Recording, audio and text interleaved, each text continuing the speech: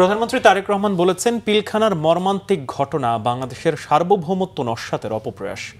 পিলখানার ঘটনার পরিক্রমায় জাতীয় নিরাপত্তা কাঠামোর দুর্বলতা ফুটে ওঠে বলেও জানান তিনি।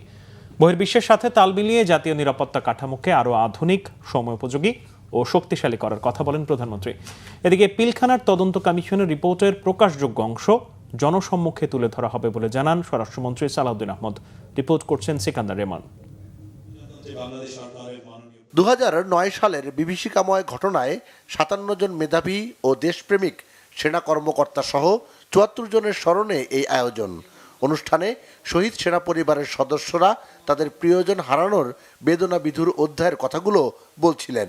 গেজেটে 57 জনের নাম শহীদ আকারে প্রকাশের পাশাপাশি তদন্ত রিপোর্ট জনসম্মুখে আনার দাবি ছিল শহীদ পরিবারের সদস্যদের।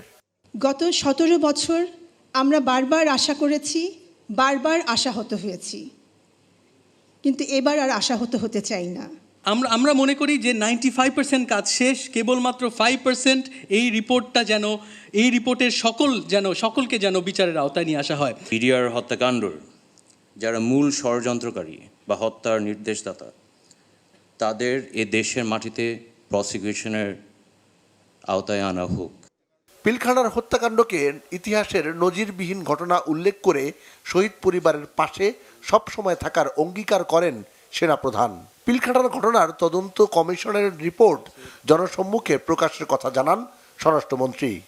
আমাদের জাতীয় জীবনে যেন 2009 সালের 25 ফেব্রুয়ারির মতো কোনো ঘটনা পুনরাবৃত্তি না হয়, এজন্য আমরা বদ্ধপরিকর এবং আমরা সকলে ঐক্যবদ্ধ হয়ে একটি সমৃদ্ধ বাংলাদেশ গঠনে কার্যকরী ভূমিকা পালন করব ইনশাআল্লাহ। রাজনৈতিক সংগঠন হিসেবে আওয়ামী লীগের শীর্ষ নেতৃত্বরাই এই ষড়যন্ত্রের সাথে লিপ্ত ছিল। কমিশনের রিপোর্ট দেশের স্বাধীনতা ও সার্বভৌমত্ব বিরোধী এহেন কাজের জন্য দল হিসেবে আওয়ামী লীগের বিরুদ্ধে আইনানুগ ব্যবস্থা গ্রহণ করতে হবে। হত্যাকারীদের সমর্থনে মিছিল করা থেকে শুরু করে তাদের খাদ্য সরবরাহ করা এবং পালানোর কাজে সহায়তাকারী আওয়ামী লীগের কর্মীবৃন্দ সবাই ষড়যন্ত্রকারী ও হত্যাকারীদের পরিকল্পনা বাস্তবায়নে সকল প্রকার সহায়তা প্রদান করেছে। প্রধানমন্ত্রী তারেক রহমান জানান, পিলখানা হত্যাকাণ্ড ছিল দেশের সার্বভৌমত্ব নষ্ট করার অপপ্রয়াস। শহীদ সেনা পরিবারের সদস্যদের পাশে থাকার কথা বলেন প্রধানমন্ত্রী। পিলখানার এই মর্মান্তিক ঘটনা ছিল আমাদের সার্বভৌমত্বকে নস্যাৎ করার একটি অপপ্রয়াস।